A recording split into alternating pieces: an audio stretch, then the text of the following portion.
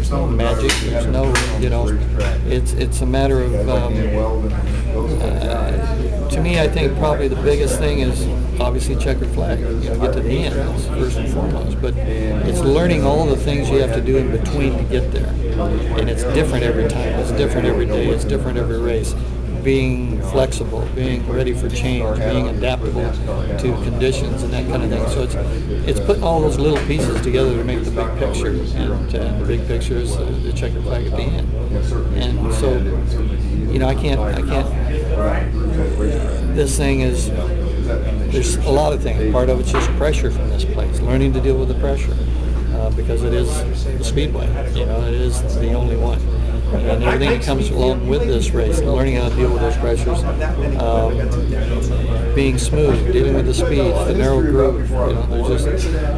That's why we talk about laps and time, and that's what I was talking about with Roger, allowing time, giving the right stuff, and time to grow, and time to learn, the time to be able to work your way into being, one of the winners or whatever you want to say. So just a lot of things, a lot of little things.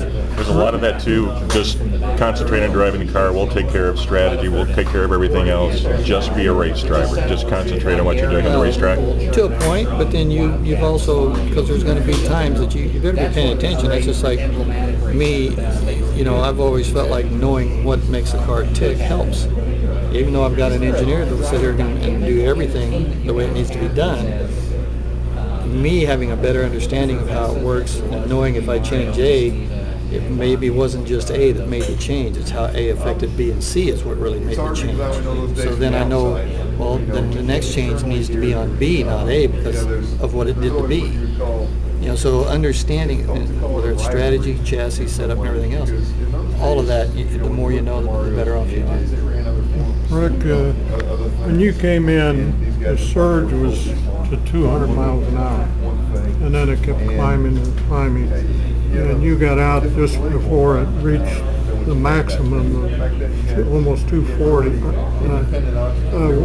What is your feeling? It's leveled off now. It seems about 225 in that area. Is that good for the sport?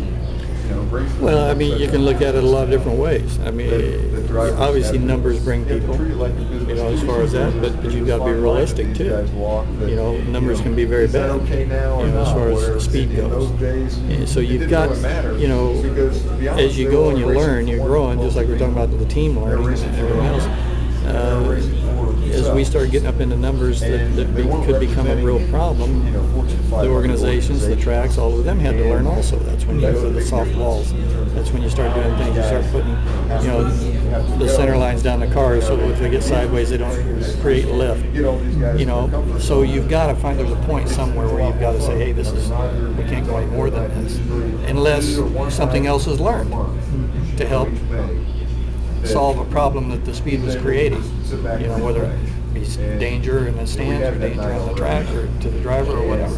To me, driving the thing, I always said there's no limit to the number. I said, I don't care, about the speed. It's when I care about the speed. If all I'm doing is relying on what I do, I'm going to make sure I don't make a mistake. So I don't care if we're on 300. But I can't control all that. I've got to also figure in somebody losing oil in front of me, somebody spinning into me, spinning in front of me blowing a tire, and I can make mistakes too, So then the speeds can be too high because the faster you are, the harder you hit, the more danger there is. So. Is it good for racing? How do you really say? Is it bad for racing? How do you answer that too? There's a happy medium. There comes a point, and you got to be realistic, and what's feasible. There's a lot of cars.